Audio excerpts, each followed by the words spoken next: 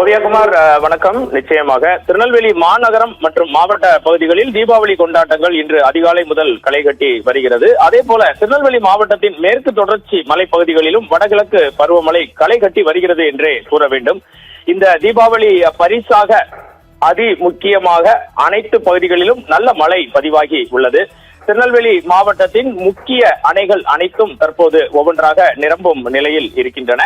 திருநெல்வேலி மாவட்டம் முழுவதும் கடந்த 24 மணி நேரத்தில் பெய்த கனமழை காரணமாக பாபநாசம், மணிமுத்தாறு உள்ளிட்ட முக்கிய அணைகளின் நீர்மட்டம் இன்று காலை நிலவரப்படி கணிசமாக உயர்ந்துள்ளது.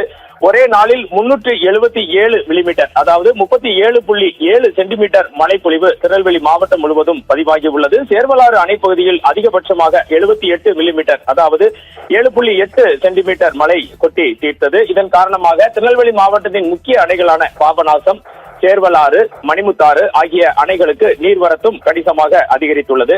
மேற்கு தொடர்ச்சி மலை பகுதிகளில் நாலுமுக்கு, காக்காட்சி, ஊத்து, மாஞ்சோலை போன்ற பகுதிகளில் பெய்து வரும் வடகிழக்கு பருவமழையின் காரணமாக ஆங்காங்கே அருவிகள் தோன்றி காண்பவர்களை பரவசத்திற்கு உள்ளாக்கி வருகிறது என்றே கூற வேண்டும். இயற்கை காட்சிகள் மனதை கொள்ளையடிக்கும் விதமாக இருக்கின்றன.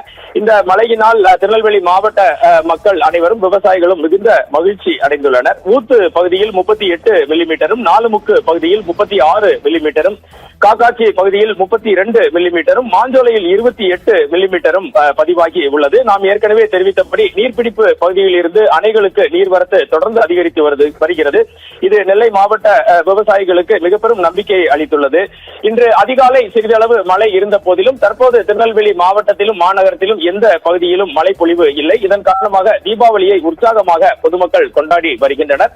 திருநெல்வேலி மாவட்ட மேற்கு தொடர்ச்சி மலை பகுதிகளில் பெய்யும் ரம்மியமான மழையினால் ரம்மியமான அருவிகள் உருவாகி காண்போரை கொள்ளை கொள்ள வைக்கிறது. ஓவியாகுமார்.